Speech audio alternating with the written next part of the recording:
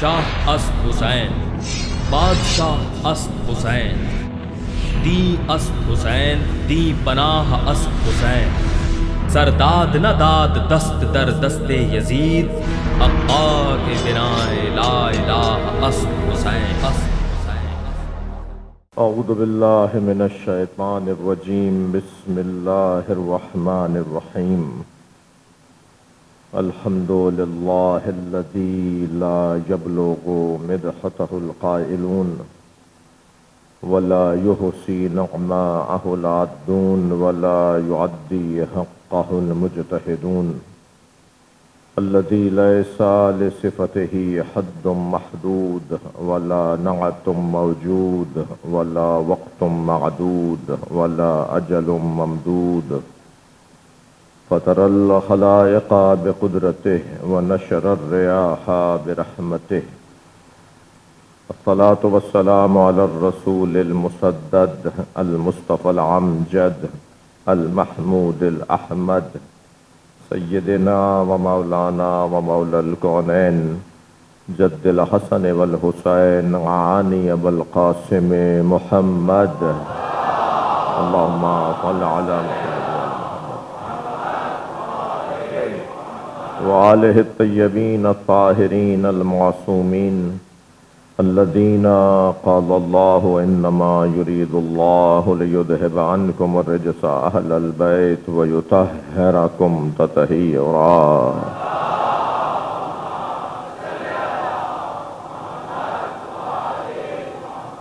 ولعنۃ اللہ علی اعدائہم اجمعین من یوم عداوتہم الی قیام یوم الدین، اما بعد، قال الحکیم فی قرآن الکریم، بسم اللہ الرحمن الرحیم، یا ایہا الذین آمنوا لا تقدموا بین یدی اللہ ورسولہ واتقوا اللہ ان اللہ سمیع علیم، یا ایہا الذین آمنوا لا ترفعوا أصواتكم فوق صوت النبي ولا تجهروا له بالقول كجهر بعضكم لبعض أن تحبط أعمالكم وأنتم لا تشعرون، إن الذين يغضون أصواتهم عند رسول الله أولئك الذين امتحن الله قلوبهم للتقوى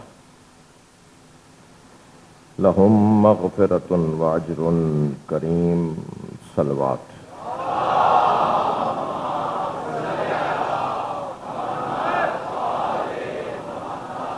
سورہ مبارکہ حجرات کی ابتدائی 3 آیتیں ادب مصطفیٰ کا پیغام۔ معاشرے کو اللہ مؤدب دیکھنا چاہتا ہے، اپنی عبادت بھی جب قبول کرتا ہے جب اس کی مخلوق کا احساس ہو،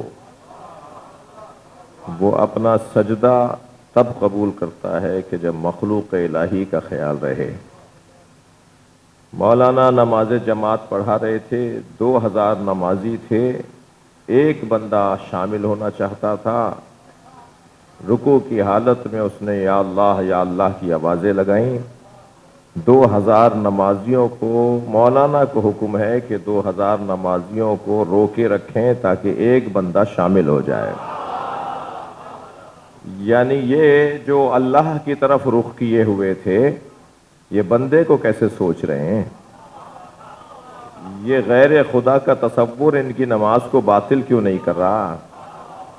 غیر خدا اگر آپ جیسا ہم جیسا ہو تو اس سے نماز کا تصور باطل نہیں ہو رہا، نماز میں اس کا تصور نماز کو باطل نہیں کر رہا، تو یہ کیسے ممکن ہے کہ دل میں علی بستا ہو، ذہنوں پر اہل بیت حاکم ہو، اور پھر یہ کیسے ممکن ہے کہ مقام ابراہیم پر 2 رکعت نماز پڑھی جائے، نیت بھی یہ ہو کہ 2 رکعت نماز مقام ابراہیم پر پڑھتا ہوں واجب قربتاً اللہ، اور مقام ابراہیم کو اپنے اور خانہ کعبہ کے درمیان قرار دیا جائے، اور نیت بھی ابراہیم کے مقام کی ہو اور ابراہیم کی یاد نہ ہو۔ یہ کیسے ممکن ہے؟ یہ سجدگاہ جو آپ نماز میں رکھتے ہیں، یہ خاک کربلا سے بنی ہوئی سجدگاہ، یہ کیسے ممکن ہے کہ سجدہ اللہ کا ہو رہا ہو اور جذبہ حسین کا نہ ہو؟ صلوات پڑھیں محمد و آل محمد، اللہم صل علی۔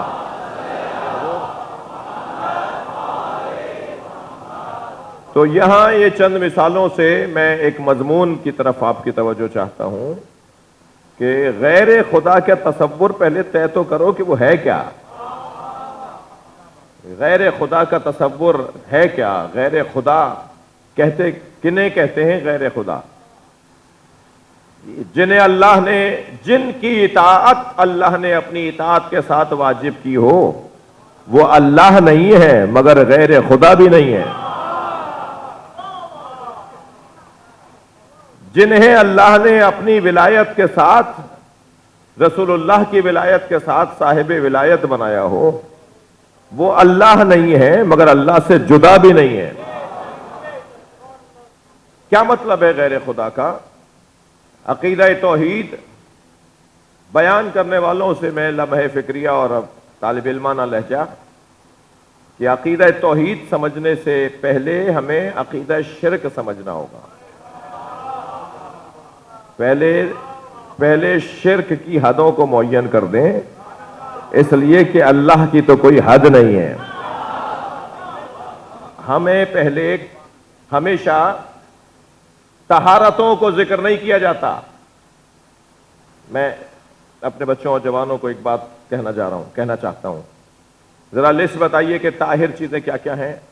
ہزاروں بنیں گی، بنا ہی نہیں سکیں گے آپ، لہذا کیا کہا صرف 11 جو نجاستیں ہیں انہیں سمجھ لو، خود بخود جو ان کے علاوہ ہیں سب پاک ہیں۔ جی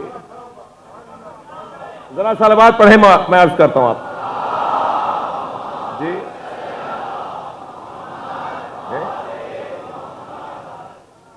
نجاستوں کو یاد کر لینا کافی ہے، طہارتوں کے اوپر ہم اگر طہارتوں کی گنتی بنائیں گے، لسٹ بنائیں گے تو ہم نہیں بنا سکتے۔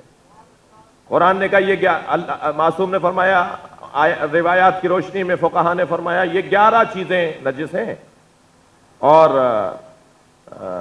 جس چیز کے بارے میں تم نہیں جانتے ہو کہ یہ نجس ہے، یعنی اس کی نجس ہونے کا یقین نہیں ہے، تو وہ پاک ہے۔ اچھا، اب ہمارے ہاں نماز کے جو چور لوگ ہیں نا، جی نماز کے چور لوگ، تو وہ کہتے ہیں کہ جی میں اس لیے نہیں پڑھ رہا، نماز چھینٹ لگ گئی۔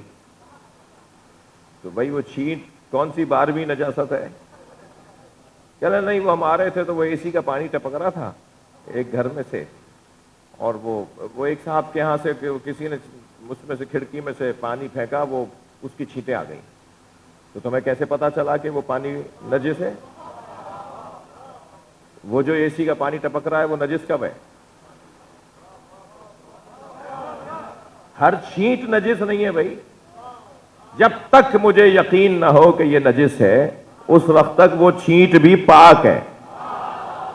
بہانے نہیں چلیں گے، صلوات پڑھے گا محمد و آل محمد۔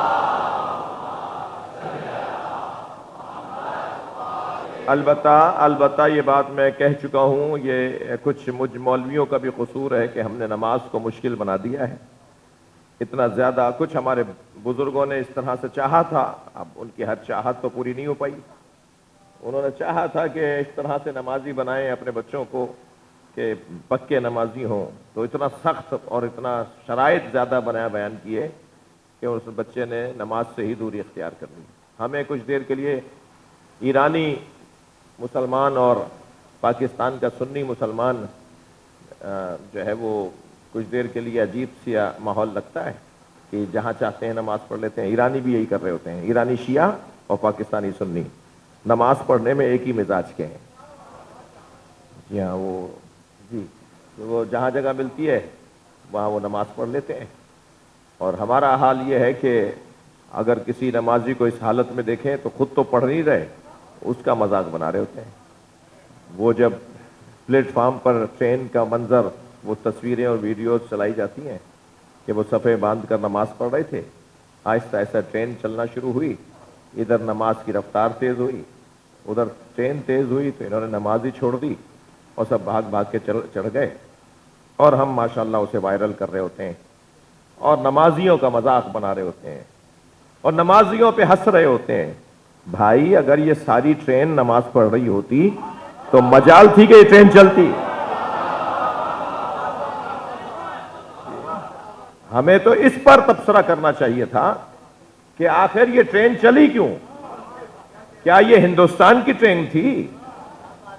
یہ تو پاکستان کے ملک کے اندر چلنے والی ٹرین تھی جس نے نمازیوں کا خیال نہیں کیا، خود بھی نماز نہیں پڑھ رہے. یعنی اس ملک میں نمازیوں کی تو بے احترامی اپنی جگہ، نماز کی بھی بے احترامی ہے. معاف کیجئے گا، جو حقائق ہیں وہ آپ دیکھ رہے ہیں، آپ کے سامنے ہیں. اللہ اپنی عبادت نہیں چاہتا جب تک کہ اس کے بندوں کا احترام نہ ہو. یہ عام بندوں کی مثالیں دے رہا تھا میں، آپ، میں، ہم، کوئی معصوم نہیں ہے ہم میں سے جنہیں میں جانتا ہوں. جی کوئی فرشتے کی شکل میں انسان بیٹھا ہو تو مجھے نہیں پتا، لیکن ہم کوئی معصوم نہیں ہے. ہمارا احترام اللہ اتنا چاہتا ہے تو پھر جن کی وجہ سے اللہ نے کائنات کو بنایا، جن کی اطاعت کو اپنی اطاعت کے ساتھ واجب قرار دیا، اللہ ایک بال برابر بھی ان کی توہین برداشت نہیں کر سکتا. یہ مجالس، یہ محرم، یہ عشرہ، کچھ مدت سے پاکستان میں ناموس مصطفیٰ کا لفظ زیادہ بولا جا رہا ہے. مجھے تو بہت اچھا لگتا ہے کہ آہستہ آہستہ مسلمان کو ناموس مصطفیٰ پہ غور کرنے دو. جتنا مسلمان ناموس مصطفیٰ پہ غور کرے گا اتنا کربلا میں مارنے والوں سے نفرت بڑھے گی. اتنا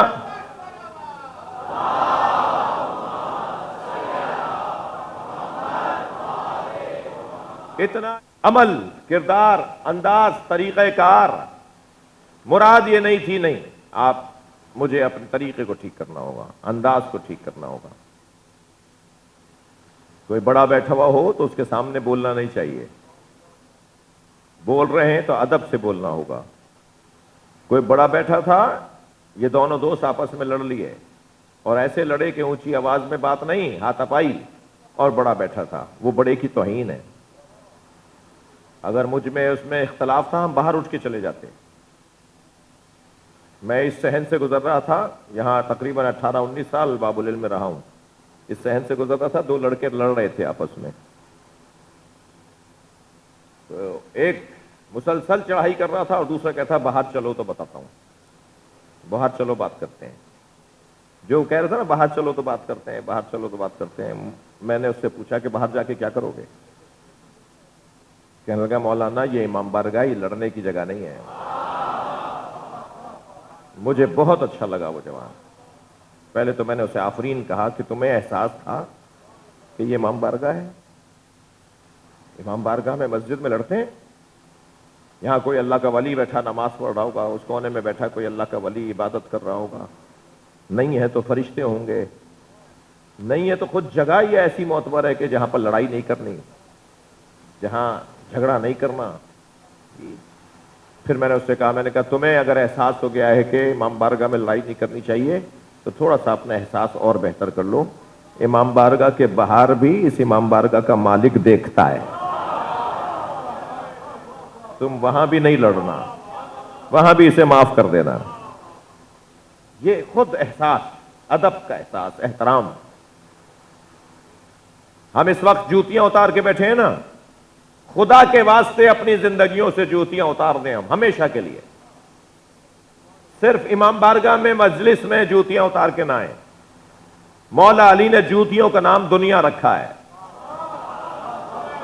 ہم امام بارگاہ میں دنیا چھوڑ کر آتے ہیں، کیا ہی بہتر ہو جائے کہ ہمیشہ ہی دنیا کو چھوڑ دیں.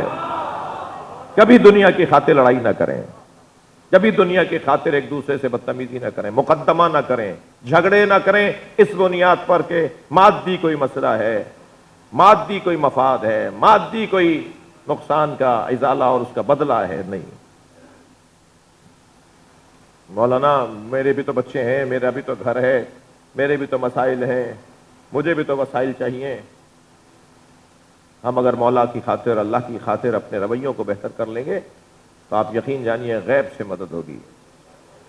اور پھر جن بچوں کی خاطر میں اخلاقیات کو اور تہذیب کو پامال کرنے کو تیار ہو رہا ہوں، جی ان بچوں کی زندگیوں میں برکتیں نہیں ہوں گی، یہ بچے ایک قدم آگے آ جائیں گے۔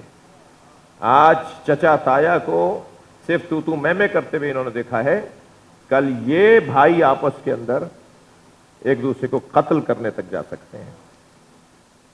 عزیزو، ادب، احترام، ماحول کا ادب، بڑوں کا ادب، مسجد کا ادب، قرآن کا ادب، ازواج رسول کا ادب، اصحاب رسول کا ادب، اہل بیت مصطفیٰ کا ادب، جو نبی سے منسوب چیزیں ہیں ان کا ادب۔ ہم تو نبی کی جوتیوں کا ادب کرنا چاہتے ہیں، کرنے والے ہیں، ہم تو نبی کے گھوڑے کا ادب کرنے والے ہیں۔ تو پھر جو نبی کے ساتھ رہے، جو نبی سے وفادار رہے، جنہوں نے نبی کی مدد کی، جنہوں نے نبی کا ساتھ دیا، ان کا ادب کتنا زیادہ ادب ہے۔ ہر وہ چیز جو نبی سے جڑی ہوئی ہے اس کا ادب، اس کا احترام۔ ان الذین، اب تیسرا مرحلہ، تھکے تو نہیں آپ؟ پہلا مرحلہ آگے نہ بڑھنا، دوسرا مرحلہ اونچا نہ بولنا، تیسرا مرحلہ اب کیا کرنا، یہ نہ کرنا، یہ نہ کرنا، تو کیا کرنا؟ یہ بھی ایک قاعدہ قرآن نے دیا ہے۔ فلاں مصنوعات لیور برادرز کی ہیں، فلاں مصنوعات اسرائیل کی ہیں، فلاں مصنوعات یہودیوں کی ہیں، یہ نہیں کھاؤ، وہ نہیں کھاؤ۔ میں کسی کی بات نقل کر رہا ہوں بھائی، یہ نہیں کھاؤ اور وہ نہیں کھاؤ اور یہ نہیں کھاؤ تو کیا کھائیں؟ جی ساری چیزیں اگر ہم ہٹا دیں گے تو کیا چیز آپ دے کیا رہے ہیں پھر اس کے بدلے میں؟ جی ایک وقت آیا تھا مجھ جیسے انقلابیوں نے کراچی میں کیبل کے تار کاٹ دیے تھے، کیبل نیٹ ورک کاٹ دیے تھے، کر سکے مقابلہ آپ ان کا؟ اب تو کیبلوں کی ضرورت ہی نہیں ہے، جیب میں ہی پوری دنیا بیٹھی ہوئی ہے، یہ اتنا سا موبائل، یہ پوری دنیا آپ کے اندر بیٹھی ہوئی ہے، سب کچھ یہ دکھا رہا ہے آپ کو۔ اب تو کسی تار کے جوڑنے کی بھی ضرورت نہیں ہے کہ مقابلہ کر سکے، کیبل نہیں کاٹ رہے ہیں۔ آیت اللہ خمینی جب انقلاب آیا نا تو سینماؤں کو آگ لگا رہے تھے، انقلابی حضرات سینماؤں کو آگ لگا رہے تھے، تو حضرت آیت اللہ خمینی نے خطاب کے درمیان فرمایا سینماؤں کو آگ نہیں لگاؤ، ان میں چلنے والی فلموں کو تبدیل کر دو، اسے تم ختم نہیں کر سکتے، اسے تم نہیں ختم کر سکتے۔ اس وقت میں سینما سب سے زیادہ بڑا ایک ذریعہ تھا مثلا فلمی دنیا کا، اسے ختم نہیں، اس کی جگہ وہ ویڈیوز لے آؤ، اس کی جگہ وہ جو ہے وہ داستانوں کو فلما کر لے آؤ۔ لہذا انہوں نے کیا، حضرت یوسف پہ سیریل بنایا، حضرت مختار پہ بنایا، مولا علی پر کے زمانے پر بنایا، انبیاء کرام کے زمانے کے حالات کو فلمایا انہوں نے، کہا نہیں ہم یہ بند نہیں کریں گے۔ تو یہ نہیں ہو، یہ نہیں ہو، یہ نہیں ہو، قرآن کا طریقہ کیا ہے؟ اگر قرآن کہتا ہے یہ نہیں ہو، یہ نہیں ہو، یہ نہیں ہو، تو قرآن یہ بھی بتاتا ہے کہ پھر یہ ہو، یہ ہو، یہ ہو۔ قرآنی سنت کیا ہے؟ قرآنی طریقہ کار کیا ہے؟ قرآنی طریقہ کار یہ ہے کہ لا تقدموا بین یدی اللہ ورسول، لا ترفعوا اصواتکم، تو پھر فوراً کہا ان الذین یغضون اصواتهم عند رسول اللہ، جو لوگ اپنی آواز کو رسول اللہ کے سامنے دھیما رکھتے ہیں، نیچے رکھتے ہیں، آہستہ سے بات کرتے ہیں، جو رسول اللہ کے سامنے ادب سے بات کرتے ہیں، اولئک الذین امتحن اللہ قلوبہم للتقوی، یہ وہی لوگ ہیں، یعنی جو اپنے اوپر کنٹرول رکھتا ہے کہ جب رسول اللہ کے سامنے آئے، یہاں مڑے کسی اور کو دیکھتے ہوئے، باہر گئے کسی اور کو دیکھتے ہوئے۔ اچھا یہ بھی ذہن میں رہے کہ ہمیشہ ایک جیسا رویہ نہیں رکھنا ہے۔ قرآن مجید نے قاعدہ یہ دیا ہے کہ اذلۃ علی المؤمنین اعزۃ علی الکافرین، مومنوں کے سامنے خاکساری کے ساتھ اور کافروں کے سامنے اکڑ کر بات کرنی ہے۔ مومنوں سے جھک کر ملنا ہے، کافروں سے اکڑ کر ملنا ہے۔ کہیں جھکنا عادت نہ بن جائے، کہیں ہمیشہ ان کے ساری عادت نہ بن جائے۔ تمہارا رویہ ایسا ہونا چاہیے کہ یہاں مومن ہو تو پانی ہو جاؤ اس کے سامنے، جھک جاؤ، بچھ جاؤ اس کے سامنے، اور یہاں کافر ہو تو اکڑ جاؤ اس کے سامنے۔ ایک ہی بندہ ایک ہی لمحے میں اپنا رویہ بدلنے پر اگر کنٹرول رکھتا ہے تو وہ واقعی مسلمان ہے، اور اگر عادتوں کا مجبور ہے، مزاجوں کا مجبور ہے، تو وہ ایک اچھا مسلمان نہیں ہے۔ رسول اللہ کے سامنے تمہاری آواز دھیمی ہونی چاہیے، آہستہ بولو، ادب سے بولو، رسول اللہ تشریف فرمائے جی۔ اور رسول اللہ سے ہٹ کر گئے اور رسول کا کوئی دشمن ہے، رسول کے مقصد کا کوئی دشمن ہے، رسول کے اللہ کا کوئی دشمن ہے، تو تمہارے اندر رحماء بینہم کے ساتھ اشداء علی الکفار بھی ہونا چاہیے. تم کافروں پہ شدید بھی بن کر دکھاؤ اگر تم آپس میں مہربان اور رؤوف ہو. یہ جو رویہ ہے نا ہمارا، میری باتوں سے اکتا تو نہیں رہے؟ بات پہنچ بھی رہی ہے؟ کیا کروں، دو چار ہی بسم اللہ کہہ رہے ہیں، اوروں کو کیا کروں؟ سب تک جا رہی ہے؟ یہاں اللہ اب یہ قاعدہ دے رہا ہے کہ جو ادب کرنے والا ہے نا، وہ اس کا تعلق دل سے ہے. مؤدب لوگوں کا تعلق تقوی قلبی سے ہے. ادب کرنے والے کو اللہ آزماتا ہے تب وہ ادب کرتا ہے، وہ آزمودہ ہوتا ہے تب ادب کرتا ہے. جو اپنی آوازوں کو دھیما رکھتے ہیں اولئک الذین امتحن اللہ قلوبہم للتقوی، ان کے دلوں کو اللہ نے تقوی کے لیے آزما لیا ہے.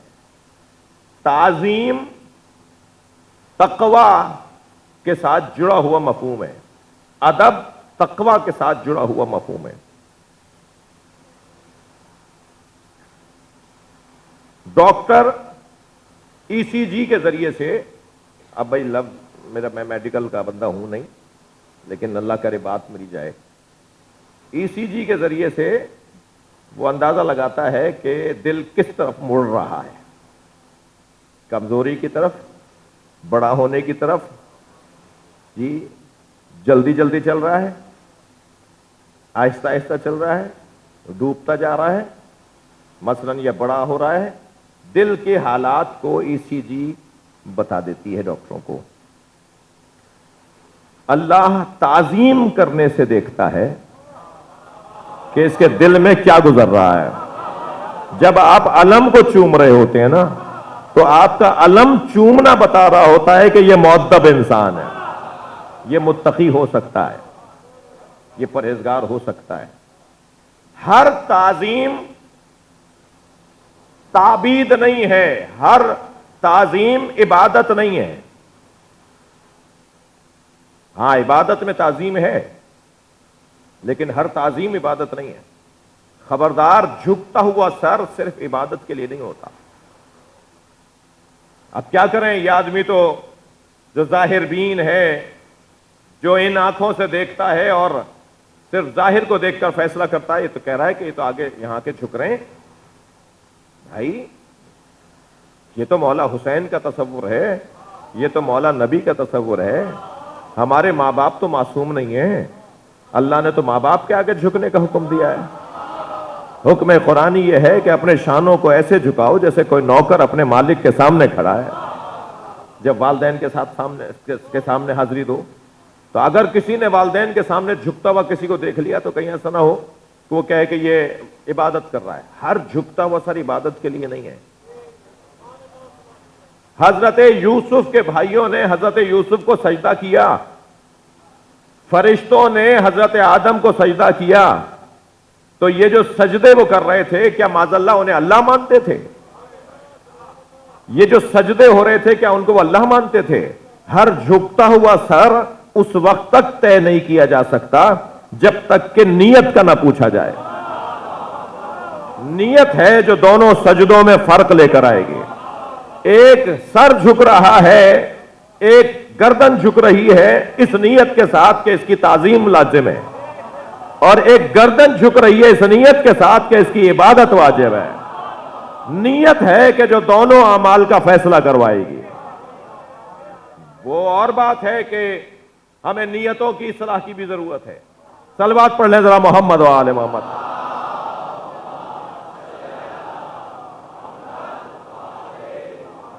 یہاں قرآن مجید نے تقوی کے لیے دلوں کی آزمائش تعظیم کو قرار دیا ہے. تعظیم، دیکھیے یہ لفظ استعمال ہوا ہے اس آیہ کریمہ میں. پہلے تسلی دیجئے، آپ تھک نہیں رہے میری باتوں سے. اس آیہ کریمہ کے اندر اس لفظ استعمال ہوا ہے یغضون. غمز اور غز، یہ دو لفظ لغت کے اندر مختلف ہیں. غمز اور غز. غز کہتے ہیں آنکھوں کے آواز کے جھکانے کو، یہاں آواز مراد دی گئی ہے. آنکھیں بھی جھکیں تو اسے بھی غز کہتے ہیں، غزو، غزو. اور غمز آنکھوں کے بند کرنے کو کہتے ہیں، فلاں چیز سے آنکھیں بند کر لو. آنکھیں بند کرنا اور ہے، آنکھیں جھکانا اور ہے. آنکھیں بند کرنے میں غفلت، لا تعلقی، لاپرواہی، بے توجہی، میرا کیا واسطہ، میں کیا کر لوں گا، میں کیوں ایسا سوچوں، میں اس کے کام کیوں آؤں. آنکھیں بند کرنا محاورہ ہے ان سارے کاموں کے لیے. لیکن آنکھیں جھکانا لا تعلقی نہیں ہے، کمال تعلق ہے، انتہائے تعلق ہے. آنکھیں جھکانا ادب ہے، احترام ہے. اس شخصیت کو مد نظر رکھ کر آنکھیں جھکانے کی بات ہو رہی ہے. یہاں قرآن مجید کے اندر نامحرموں سے متعلق دیکھنا، نامحرم کو دیکھنے سے متعلق ایک حکم دیا ہے خواتین کو کہ تمہیں کیا کرنا ہے، اور ایک حکم دیا ہے مردوں کو کہ تمہیں کیا کرنا ہے. بعض لوگ ایک حکم کو لیے پھر رہے ہیں اور بعض لوگ دوسرے حکم کے اوپر سج سج کر بولتے ہیں. کچھ لوگ ہیں جو کہتے ہیں کہ عورتوں کا پردہ تھوڑی ہے، مردوں کی آنکھوں کا پردہ ہے. عورتیں پردہ نہیں کریں گی، مردوں کو اپنی آنکھیں بند کرنی چاہیے. سارے مرد اندھے ہو جائیں، سارے مرد جب روڈ پہ نکلیں تو آنکھیں بند کر کے نکلیں، تاکہ جگہ جگہ قدم قدم پر حادثات ہو رہے ہوں. یہ کون سا طریقہ ہے؟ یہ کیا یہ یہاں سے افراطی ہے. اور جب وہ کہتے ہیں کہ نہیں، خواتین کو حجاب کر کے نکلنا چاہیے. دیکھیں اسلام ہے، یہ میری پسند اور میری مرضی پہ چلنے والا دین نہیں ہے. اسلام کو اللہ نے ان الدین عند اللہ الاسلام الیوم اکملت لکم دینکم، یہ جو اللہ نے دین کو کامل بنایا ہے، دین کو پسندیدہ بنایا ہے، تو اس میں اتنی ہی جامعیت ہونی چاہیے، اتنی مضبوطی ہونی چاہیے کہ ہر اعتبار سے اس کے اندر کمال ہو. اللہ نے نامحرموں کے حوالے سے مردوں کو کیا کہا ہے؟ مردوں کو اللہ نے کہا ہے قل للمومنین، سورہ نور ہے، قل للمومنین، اے میرے حبیب مومنین سے کہہ دو کہ یغضوا من ابصارہم، اپنی آنکھوں کو نامحرموں سے پھیر لیا کریں. جی اپنی آنکھوں کو جھکا لیا کریں. نامحرم کہیں نظر آئے آنکھیں جھکا لیں، آنکھیں پھیر لیں، آنکھیں ہٹا لیں وہاں سے. اچھا، اس لفظ کا استعمال، اس لفظ کو شان، اس لفظ کی عزت بڑھی ہے کیونکہ مولا علی نے بھی اس سے استعمال کیا ہے. غضوا ابصارہم اما حرم اللہ علیہم، خطبہ حمام میں، خطبۃ المتقین میں مولا علی نے متقین کی صفات بیان کرتے فرمایا کہ متقین وہ ہوتے ہیں جو اپنی آنکھوں کو بند کر لیتے ہیں اما حرم اللہ علیہم، ہر اس چیز سے جو اللہ نے ان پہ حرام قرار دی ہے. تو یہ آنکھوں کو پھیر لینا، آنکھوں کو بند، وہ دیکھتے ہی نہیں اس طرف جو چیز حرام ہے ان کے لیے. یہ لفظ جو قرآن کا، یا جو ابھی جس لفظ پہ ہم غور کر رہے ہیں تفسیر قرآن کرتے ہوئے، خواتین نامحرم خاص طور پہ اگر سامنے آ جائے یا گفتگو ہو رہی ہو تو نامحرم کے بارے میں حکم یہ ہے کہ نبی ان مومنین سے کہہ دو کہ یہ اپنی آنکھوں کو وہاں سے ہٹا لیا کریں، انہیں نہیں دیکھا کریں. خواتین کو بھی کچھ کہا ہے؟ بس مرد ہی آنکھیں بند کرتے رہیں؟ نہیں، اسلام کی جامعیت تو جب بنے گی، صلوات پڑھیں ذرا محمد و آل محمد.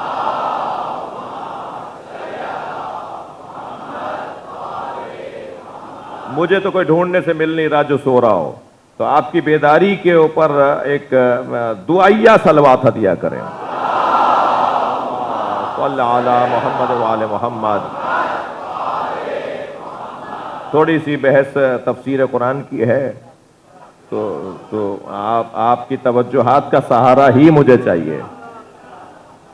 تو یہ جو مردوں کو کہہ دیا گیا کہ آنکھیں اپنی ہٹا لو وہاں سے جہاں سے نامحرم گزر رہی ہو، اور عورتوں کو کیا کہا ہے؟ عورتیں کیا کریں؟ عورتوں کو کیا کہا ہے سنیے ذرا. یا بنی آدم، اچھا عجیب بات ہے، پردہ کرنے کا حکم انسانوں کو ہے، یعنی عورتوں کے بارے میں جو حکم ہے وہ انسانوں کو حکم ہے، مسلمانوں کو نہیں ہے۔ آنکھیں بند کرنے کا حکم مومنوں کو ہے، یعنی مومن تو تم سے آنکھیں پھیر لیں گے، کافروں سے تمہیں کوئی توقع نہیں ہونی چاہیے۔ وہ پھر جو تمہارے ساتھ نقصان کریں گے وہ تم ذمہ دار ہو۔ صلوات پڑھیں ذرا محمد و آل محمد۔ قرآن ہے نا یہ، کیا ظرافتیں ہیں، کیا اس میں نزاکتیں ہیں۔ یعنی مردوں کو عورتوں کو دیکھنے کے حوالے سے مومنین سے بات ہوئی ہے کہ مومنین آنکھیں بدل لیں، آنکھیں پھیر لیں، آنکھیں بند کر لیں، مگر عورتوں کے بارے میں یہ نہیں کہا۔ عورتوں سے کہا جا رہا ہے کہ پھر تمہارا سامنا جو ہے صرف مومنین کی تو ہم ضمانت لے لیتے ہیں کہ وہ ہماری بات مان لیں گے، مگر کافر تمہارے ساتھ کیا کریں گے وہ تم جانو اور کافر جانے۔ جی کیا ہو رہا ہے، کیا ہے ماحول، وہ اپنے پیش نظر ہے۔ یہاں آواز آ رہی ہے یا بنی آدم قد انزلنا علیک لباسا یواری۔ اچھا، وہاں صرف عورتوں کو نہیں کہا جا رہا، بلکہ اپنی شرمگاہوں کو، اپنی حسین اور جمیل اور جاذب نظر چیزوں کو چھپاؤ لباس کے ذریعے۔ ہم نے لباس کو نازل کیا ہے تاکہ ان چیزوں کو تم چھپا سکو، جو جذب کرتی ہیں چیزیں، جو اپنی طرف کھینچتی ہیں چیزیں، ان کو لباس کے ذریعے سے چھپاؤ۔ تو میرے عزیزوں، میرے دوستوں، یہ جو آواز کو نیچا کرنا، آنکھوں کو نیچا کرنے کا حکم ہے، یہ تقوی کی علامت ہے، متقی ہونے کی علامت ہے۔ وَمَن يُعَظِّمْ شَعَائِرَ اللَّهِ فَإِنَّهَا مِن تَقْوَى الْقُلُوبِ۔ جو اللہ کی نشانیوں کی تعظیم کرتے ہیں، ادب کرتے ہیں، ادب کرنے والے لوگ، وَمَن يُعَظِّمْ شَعَائِرَ اللَّهِ فَإِنَّهَا مِن تَقْوَى الْقُلُوبِ۔ ان کا یہ ادب کرنا، احترام کرنا تقوی قلبی کی علامت ہے۔ آپ اور ہم جمع ہی اس مجلس میں اس لیے ہیں کہ اپنے محسنوں کا ادب کریں، اپنے ادب کا مظاہرہ کریں۔ جب کسی کی تجلیل اور تکریم کی جاتی ہے تو ہر قوم میں طریقہ مختلف ہے۔ کوئی سر سے ٹوپی اتارتا ہے، کوئی سینے پہ ہاتھ رکھ کے آدھا جھک جاتا ہے، کوئی جوتیاں اتار کے آگے جاتا ہے، کوئی سلوٹ کرتا ہے، کوئی آدھا بیٹھ کر اٹھتا ہے۔ مختلف قوموں میں ادب کا احترام ہے، ادب کا انداز ہے، احترام کا انداز ہے۔ ہم بھی اس وقت سب جوتیاں اتار کر، باوضو ہو کر، یہ دیکھے بغیر کہ نیچے فرش کیسا ہے، اس توجہ کے بغیر کہ بیٹھنے کی جگہ کیسی مل رہی ہے، ادب کرنے آئے ہیں اس کا جس نے ہماری خاطر، امت مصطفیٰ کی خاطر اپنا گھر لٹا دیا۔ انسان کی اہمیت اس وقت اجاگر ہو جاتی ہے جب وہ اپنے عزیز ترین، قیمتی ترین اور قریب ترین اشیاء، افراد کو کسی اور کی خاطر پیش کر دے۔ اپنی خاطر تو سب کر رہے ہوتے ہیں، اپنے مفاد میں تو سبھی کر رہے ہوتے ہیں، مگر کسی اور کے لیے۔ میں اپنے بچے کو قربان کر دوں کسی اور کے لیے، میں اپنا مال کسی اور کو دے دوں، ہم اپنا گھر کسی اور کو دے دیں، یہ بہت جگر کی بات ہے۔ سب اپنے اپنے مفاد میں مصروف ہیں، سب اپنی زندگی کو بہتر چاہتے ہیں، مگر یہ کون حسین ہے جس نے ایک دو چیزیں نہیں، 5 امتحان بیک وقت ادا کیے۔ ایک وقت میں 5 پیپر دیے ہیں حسین نے، 5 امتحان دیے ہیں حسین نے، اور 5 میں حسین فاتمہن ہے۔ 5 میں حسین 100% کامیاب ہے۔ اس درجے پر کامیاب ہیں کہ رشک ابراہیم بن رہے ہیں، آبرو ابراہیمی بن رہے ہیں، سرکار مصطفیٰ کے لیے عزت کا سبب بن رہے ہیں۔ پتا تھا نبی کو کہ میرے بچے کے ساتھ کیا ہوگا، حسین مولا کو بھی پتا تھا کہ مجھے کیا کرنا ہے، مجھے کس کام کے لیے خلق کیا گیا ہے۔ جب جناب زہرا کی پیشانی میں امام حسین کے نور کو ڈالا گیا تو اسی دن سے جناب زہرا کا رونا بند نہیں ہو رہا تھا۔ کچھ دن کے بعد جناب زہرا نے مولا علی سے کہا، یا علی، یہ جس بچے کا نور میرے اندر آیا ہے، یہ بچہ 3 آوازیں لگاتا ہے، یہ بولتا ہے مجھ سے، اور جو بولتا ہے تو 3 باتیں کہتا ہے، اور پہلا جملہ تو یہ کہتا ہے انا العطشان، میں پیاسا ہوں، یہ کہتا ہے انا الغریب، میں بے وطن ہوں، اور یہ بچہ مجھ سے کہتا ہے انا العریان۔ یا اللہ یا اللہ یا علی، یہ بچہ مجھ سے باتیں کرتا ہے، اور جب سے یہ میرے وجود میں آیا ہے بی بی کا رونا بند نہیں ہوتا تھا، بی بی کی آنکھوں میں آنسو آتے تھے۔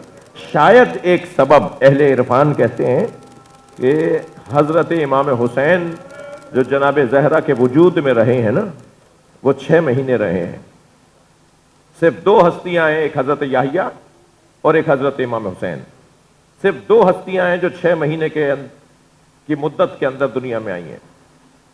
ماں کے ساتھ 6 مہینے رہے، ورنہ تاریخ کے اندر کوئی 6 مہینے کا بچہ نہیں آیا۔ جی شاید جناب امام حسین کا جناب زہرا کے ساتھ 6 مہینے تک رہنا، یعنی کم رہنا، اس وجہ سے تھا کہ زہرا روزانہ روتی تھی، فاطمہ اس کیفیت سے باہر آ جائے۔ اب یہ مقدماتی گفتگو آپ نے سن لی۔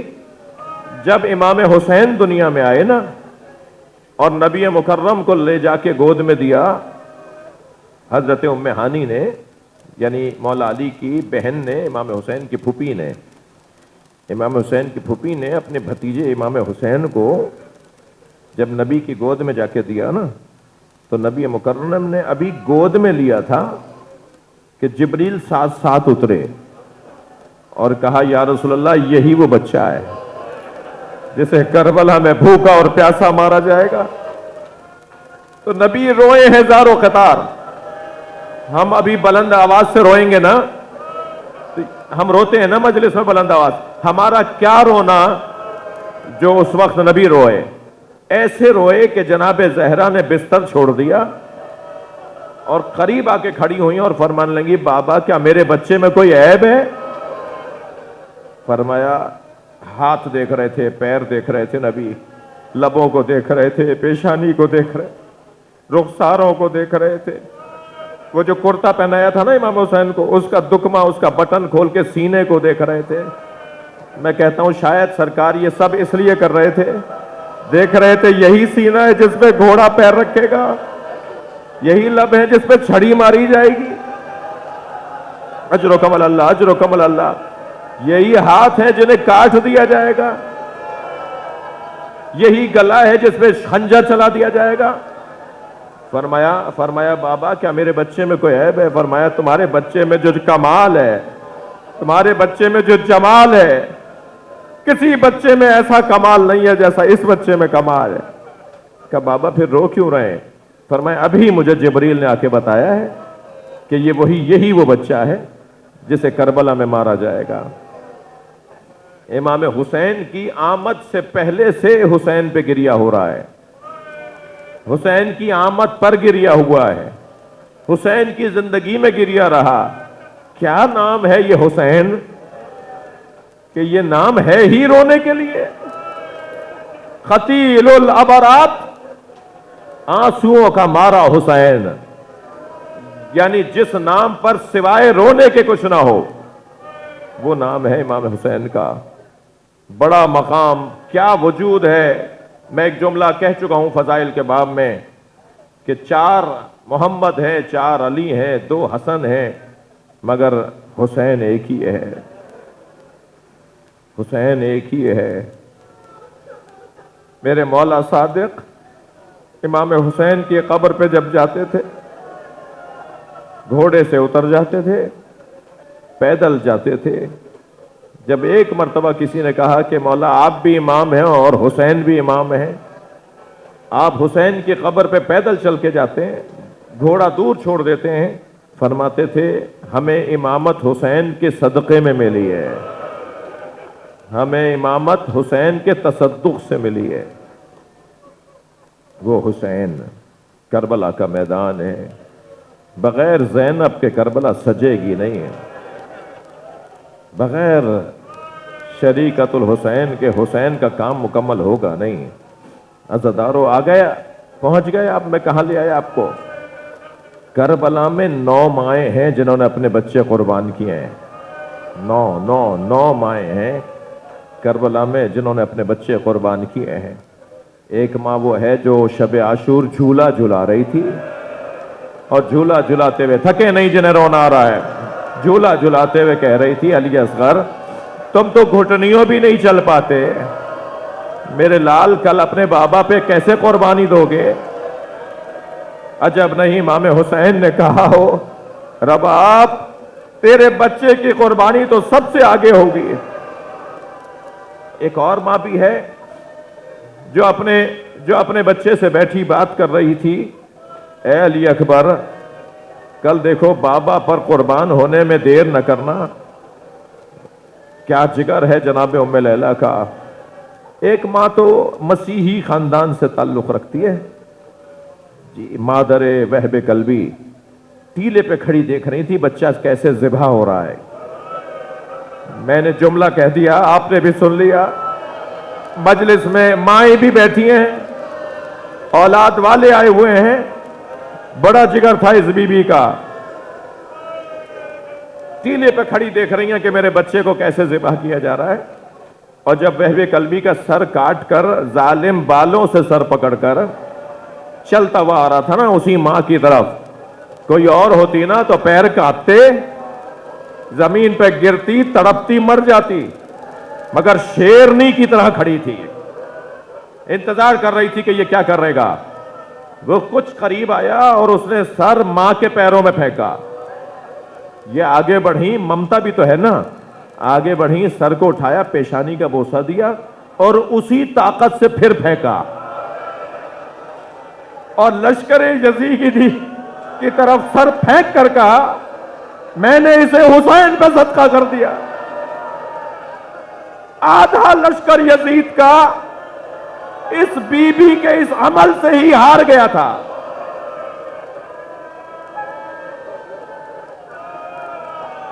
یزید کا آدھا لشکر اس بی بی کے اس عمل سے ہار گیا تھا۔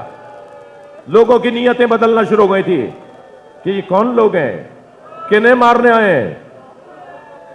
بڑا حوصلہ ہے۔ ایک ماں جس کا آج میں تذکرہ کرنا چاہتا ہوں، وہ منفرد ماں ہے، وہ بہت منفرد ماں ہے۔ اس کے سینے میں ماں کا کلیجہ تھا، مگر کبھی وہ اپنے بچوں کو نہیں روتی تھی۔ آج جو اس کے بچوں کو خاص طور پر یاد کرنے کے لیے مجمع لگا ہوا ہے نا، اور سب شان سے اس کو خراج تحسین پیش کر رہے ہیں، یہ جب آپ اونچی آواز سے روتے ہیں نا، یہ آپ کی سلامی ہے۔ یہ جب آپ چیخ کے روتے ہیں، یہ جناب زینب کو سلامی ہے۔ بی بی، یہ سارا مجمع باہر اندر جہاں جہاں آواز جا رہی ہے، یہ سب آپ کو سلامی پیش کرنے آیا ہے۔ آپ نے اپنے بچوں پہ گریہ نہیں کیا۔ جب اون محمد کے سر نظر آتے تھے نا تو چہرہ موڑ لیتی تھیں، زیادہ دیکھوں گی تو آنکھوں میں آنسو آ جائیں گے، اور اگر آنکھوں میں آنسو ام لیلہ نے دیکھ لیے، ام رباب نے دیکھ لیے، تو ان کے لیے سہارا کیسے بنے گا؟ اجرکم اللہ اجرکم اللہ، بار بار بھیج رہی ہیں انہوں محمد کو، جاؤ جا کے ماموں پہ قربان ہو جاؤ۔ بچے آتے ہیں، امام حسین لوٹا دیتے ہیں۔ پھر ایسا وقت آیا کہ دونوں بچوں کے ہاتھ پکڑ کر خود لے آئیں اور فرمایا بھائی حسین مجھے بس ایک بات کا جواب دے دو، ایک بات کا جواب دے دو، کل قیامت میں اماں زہرا نے اگر مجھ سے پوچھا زینب تمہارے بچے محفوظ رہے، میرا بچہ مارا گیا، تم نے حسین کی خاطر اپنے بچوں کو قربان کیوں نہیں کیا؟ حجت خدا کا ایک ایک لمحہ زمین اور آسمان سے افضل ہے، حجت خدا کا ایک ایک لمحہ ہر چیز سے افضل ہے۔ یہ جو امام حسین سے پہلے سب جا رہے ہیں اور چاہ رہے ہیں کسی طرح حسین بچ جائیں، یہ حجت خدا کا تحفظ ہے، اس سے بڑھ کر کوئی خدمت نہیں تھی۔ کہا اگر اماں نے پوچھ لیا تو میں کیا جواب دوں گی؟ حسین کچھ دیر خاموش رہے، فرمایا عباس انہوں محمد کو تیار کرو۔ دونوں بچوں کو تیار کیا، ایک کو ایک ماموں نے سجایا، دوسرے کو دوسرے ماموں نے سجایا۔ میں آپ سے گزارش کروں گا کہ لاہور میں بی بی پاک دامن کو بھی سلام کرنے جایا کریں، وہ بھی حضرت عباس کی بہن ہیں، حضرت مسلم کی زوجہ ہیں جی۔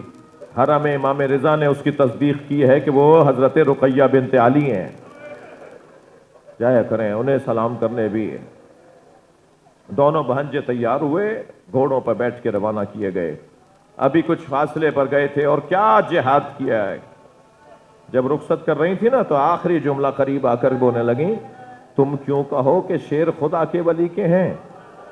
میر انیس نے اسے نظم کیا ہے کہ جناب زینب نے آخری نصیحت کیا فرمائی ہے، تم کیوں کہو کہ شیر خدا کے ولی کے ہیں، فوجیں پکار اٹھے کہ نواسے علی کے ہیں۔ تم اپنے جہاد سے بتانا کہ تمہارے نانا کون ہے، تم کس کے نواسے ہو۔ تمہاری تلوار بتائے گی کہ جعفر طیار کے پوتے ہیں، تمہارا انداز بتائے گا کہ تمہیں عباس نے تربیت دی ہے۔ دونوں شہزادے میدان میں گئے، اجرکم اللہ، گریہ بہت ہو گیا، بس جو روایات ہیں وہ مجھ سے سن لیجئے۔ میدان میں گئے، دونوں شہزادوں نے اپنے جہاد کو پیش کیا۔ خبر آئی جناب زینب تک کہ یہ لڑتے لڑتے نہر کے قریب چلے گئے۔ اجرکم اللہ اجرکم اللہ، جو رونے آئے ہیں تکلف نہ کریں۔ یہ دونوں بچے لڑتے لڑتے نہر کے قریب چلے گئے تو بار بار ڈیہڑی پر آتی تھیں، کبھی کہتی تھی اماں فضا عباس کو بلا لاؤ۔ عباس مولا آئے، فرمایا عباس جب قریب جا کے آواز لگا دو، اونو محمد تم لڑتے ہوئے نہر کے قریب نہ چلے جانا، اور اگر چلے جانا تو ذہن میں رہے کہ سکینہ پیاسی ہے، یاد رہے کہ علی اصغر پیاسا ہے، کہیں پانی نہ پی لینا۔